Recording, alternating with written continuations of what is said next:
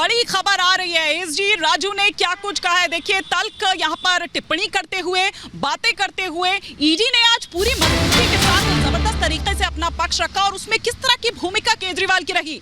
आम आदमी पार्टी या उनके और तमाम मंत्रियों की बात करें तो उनका नहीं, बल्कि सीधे सीधे केजरीवाल का नाम लेते हुए यहाँ पर वो नजर आ रहे थे और किस तरह से वो किंगपिन है, वो मास्टरमाइंड है, क्या उनकी भूमिका रही, इसे लेकर साफ तौर पर ए राजू ये कहते हुए नजर आए कि इस घोटाले में केजरीवाल की भूमिका व्यक्तिगत भूमिका है। व्यक्तिगत तौर पर वो जो भूमिका है वो उनकी देखी जाती है और शराब घोटाले के पुख्ता सबूत हैं। किस आधार पर गिरफ्तार किया गया है ये बार बार उनसे कहा जा रहा था, लेकिन उन्होंने ये बताया कि केजरीवाल को समन के आधार पर गिरफ्तार नहीं किया गया, बल्कि हमारा मामला ये है कि वो अपनी भूमिका के कारण व्यक्तिगत रूप से भी दोषी हैं। पुख्ता सबूत है शराब घोटाला के, फंड जुटाने के लिए घोटाला किया गया, ये एसजी राजू कहते हुए नजर आए। घोटाले का पैसा गोवा के चुनावों में इस्तेमाल किया गया, इस बात के पुख्ता तौर पर सबूत है। आम आदमी पार्टी के लिए गोवा चुनाव के लिए फंड जुटाने के लिए ही आम आदमी पार्टी में जो आबकारी नीति है उसमें बदलाव किया गया। अब क्या इसके बाद भी घनेंद्र भारद्वाज जी ये कहेंगे कि कट्टर ईमानदार हैं हम और बेकार की है ये गिरफ्तारी, तानाशाही है? क्या कहेंगे घनेंद्र भारद्वाज जी? मास्टरमाइंड है अरविंद केजरीवाल, किंगपिन है, सबूत है बाकायदा उनके पास, ऐसे ही हवा में नहीं हुई है ये गिरफ्तारी। देखिए, ईडी ने कोर्ट में वही कहा है जो उन्हें प्रधानमंत्री कार्यालय से लिख के दिया गया है। ईडी वही करती है जो पीएमओ ऑफिस को गई है, इससे काम पे ईडी लगी हुई है, क्योंकि नरेंद्र मोदी डरते हैं कि अगर फ्यूचर में कोई भारतीय जनता पार्टी और मोदी को चैलेंज कर सकता है तो उसका नाम अरविंद केजरीवाल है। इसलिए अरविंद केजरीवाल को खत्म करने अपनी पार्टी को विरोध करने के लिए, क्रश करने के लिए मोदी जी ने झूठी कहानी दी। पिछले 2 साल से जांच चल रही है, 500 से ज्यादा जगह रहती है।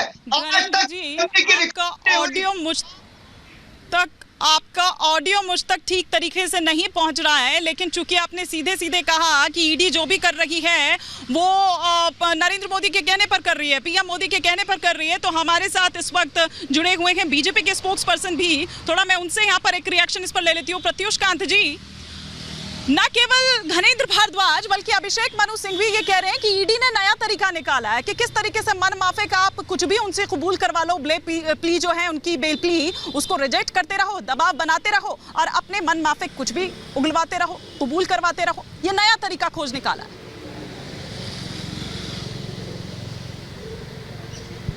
ये तो उनका कहना है।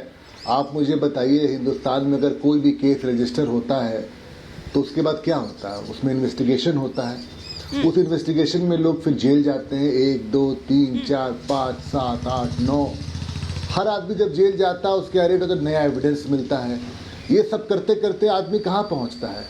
किंगपिन के पास। और फाइनली अरविंद केजरीवाल इस पूरे घोटाला के किंगपिन थे और हर आदमी पे जब रेड होता है, वो जेल जाता है, एफआईआर होता है, तो कोर्ट में भी जाना पड़ता है आपको। ये तो है नहीं ना कि कोई भी पुलिस, ईडी, सीबीआई किसी को भी उठा के बैठा सकती है। आपको तो तुरंत कोर्ट लेके जाना पड़ता है, तो आपको एविडेंस देना पड़ता है। इसलिए कोर्ट आपको छोड़ता नहीं है वहाँ पे। जब उसको लगता है ये एविडेंस पुख्ता है, मजबूत है, तो उसको नहीं। वो ये कह रहे हैं कि गवाहों ने जो जिनको आप कह रहे हैं उन्होंने पहले तक नहीं लिया अरविंद केजरीवाल का नाम, लेकिन जैसे ही उनकी बेल रिजेक्ट होती रहती है तब उसके बाद उन पर दबाव बनाया जाता है, मन माफिक बयान जो है वो उनसे दिलवाया जाता है।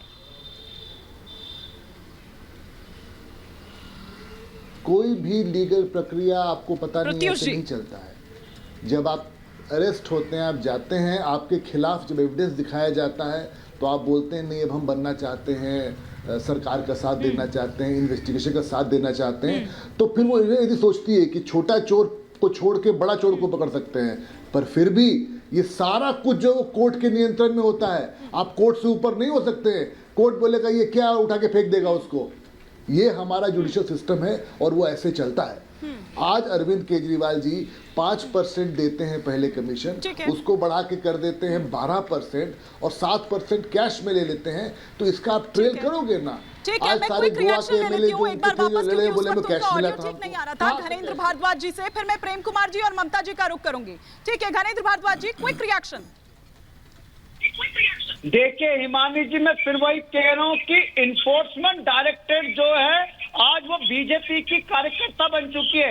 इन्फोर्समेंट डायरेक्टरेट कोर्ट में वही कह रही है जो प्राइम मिनिस्टर ऑफिस से उनको लिख के दिया गया है, क्योंकि पूरी की पूरी ये जो झूठी कहानी है ये प्रधानमंत्री नरेंद्र मोदी जी ने लिखी है कि कैसे भी अरविंद केजरीवाल को लोकसभा चुनाव से पहले जेल में डालना है, क्योंकि अरविंद केजरीवाल को नरेंद्र मोदी फ्यूचर में भारतीय जनता पार्टी अपने लिए थ्रेट मानते हैं, इसलिए उन्होंने ईडी को ये टास्क दी है। ईडी आज भारतीय जनता पार्टी मोदी जी के शार्प शूटर की तरह काम कर रही है। उन्होंने कहा ये मेरे पॉलिटिकल ओपोनेंट है, इनको उठा के कैसे भी जेल में डाल दो लोकसभा चुनाव से पहले। अरविंद केजरीवाल मोदी जी का तमाम बातें, और उनमें से एक विजय नायर, जिनको आपके मुख्यमंत्री my boy, you can trust him, वही बता रहे हैं, तो उन पर ट्रस्ट नहीं करेंगे।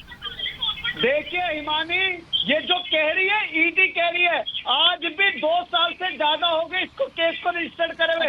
500 से ज्यादा जगह रेड हुई है, लेकिन 1 रुपए की भी रिकवरी आज तक ईडी सीबीआई को नहीं मिली, और एक भी इंडिपेंडेंट विटनेस नहीं है। विटनेस किसको बनाया? जो खुद एक्यूज है, समीर महेंद्रू, दिनेश अरोड़ा, अमित अरोड़ा, ये तमाम वो लोग है, सी अरविंद, जो खुद एक्यूज थे। और ऑनरेबल सुप्रीम कोर्ट की रूलिंग है कि कोई भी अभी तो सर कविता भी सरकारी गवाह बनने जा रही है, तो आप ये सोचिए कि फिर आपकी मुश्किलें और कितनी बढ़ती हुई नजर आती है। और सुनिए, वो कह रहे हैं कि 100 करोड़ तो रिश्वत ली है, वो तो वसूली का पैसा था, 600 करोड़ का पूरा घोटाला है। और प्रेम कुमार जी, स्वराज, आपको किताब याद होगी जो उन्होंने लिखी थी, वो स्वराज से लेकर ये शराब तक का जो सफर है, इसे किस तरह से देख रहे हैं? क्योंकि आज ईडी ने जिस तरीके से, जितनी मजबूती से अपना पक्ष रखा या जो दलीलें दी, उसको आप किस तरह से देखते हैं? हिमानी जी, अभी तक जो भी बात रखी गई है सिर्फ बात रखी गई है, सबूत नहीं रखे गए, और अप्रूवर के ही कहने से जो भी है बातें सामने आई हैं। 100 करोड़ का घोटाला हुआ, 100 करोड़ बांटे गए, अरे पैसा कहीं तो होगा, सोना खरीद लिया होगा, मकान खरीद लिया होगा, गाड़ी खरीद ली होगी, ट्रांजैक्शन होगा, घर में होगा, कैश होगा, कहीं तो पैसा होगा, उसका कोई मनी ट्रेल भी तो होगा।